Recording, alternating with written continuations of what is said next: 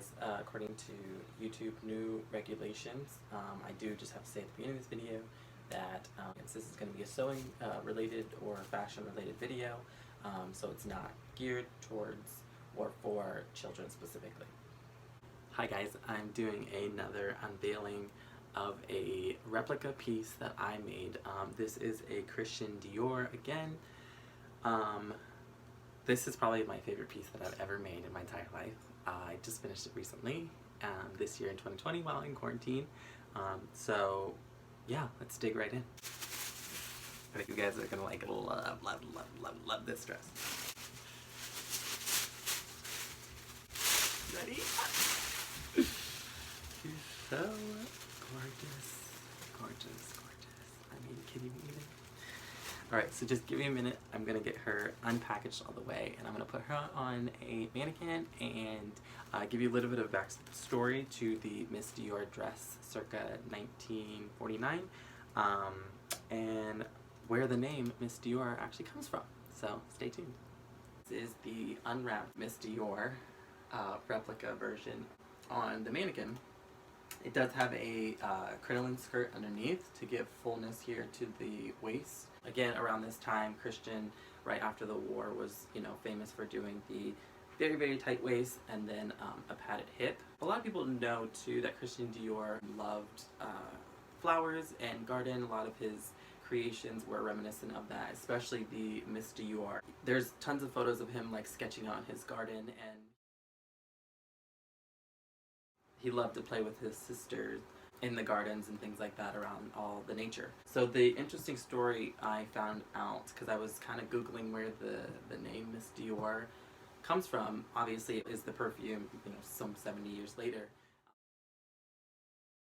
But apparently his younger sister, Catherine, during the war became part of the French resistance and was captured and spent time in a concentration camp.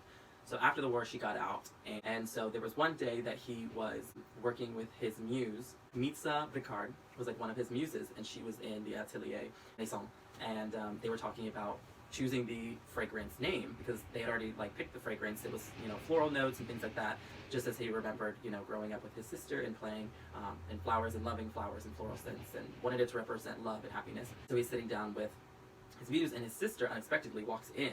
And the woman, his muse, says, "Oh, there's Miss Dior," or "Here is Miss Dior."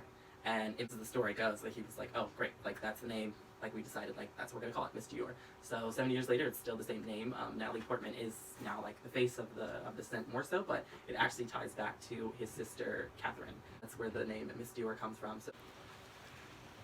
So in my version, I've done a lap zipper. I prefer in a lot of the vintage gowns to have a lap zipper. I just think that all the vintage gowns I've actually seen have a lap zipper in it, so it felt nicer to put a lap zipper in. It's also stronger. Visible zippers, I just never have the best of luck, especially at the waist. It never wants to zip up, so I don't really like using them unless it's like a very delicate fabric or I'm really against seeing at the back. With all this texture though, you really don't see it.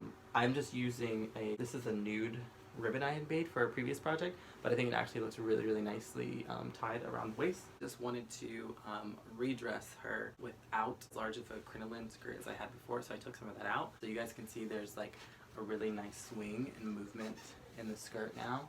I almost prefer it without, I think, the crinoline. You guys can let me know what you think as well, but I did add her up. But yeah, again, with that really, really nice cinched in waist, puff here, and then flared out skirt to show Dior's new look style post-war time. So that's her. I probably bought about 50 fake flowers in white, a nice violet color, and then a little bit darker of a purple. And it took about 3 days, I think. There is a layer of satin and interface inside in the liner, and then on the outside there is a layer of satin, and then just cut up a wedding dress that someone had given me. I originally kind of cut up and used. It had this really nice white embroidery on organza,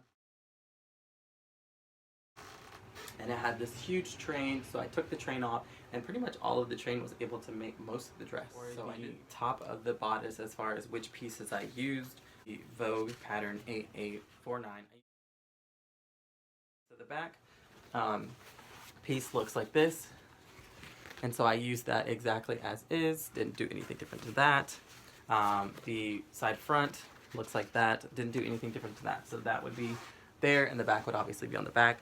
Now as for the front, to get this like curved shape, I did usually the bodice front would be like this. So it's sweetheart, and I would do that on fold. I did a muslin first, and I just made sure that instead of going straight across, because I knew I didn't want that, I went ahead and made the seam kind of curve this way just a little bit, or like that. Then for the skirts, I used the Simplicity 8252, but this being a vintage skirt, it's just below the knee. So I just cut, this would be the back skirt, so this 2 pieces of this, and then 2 just for the front.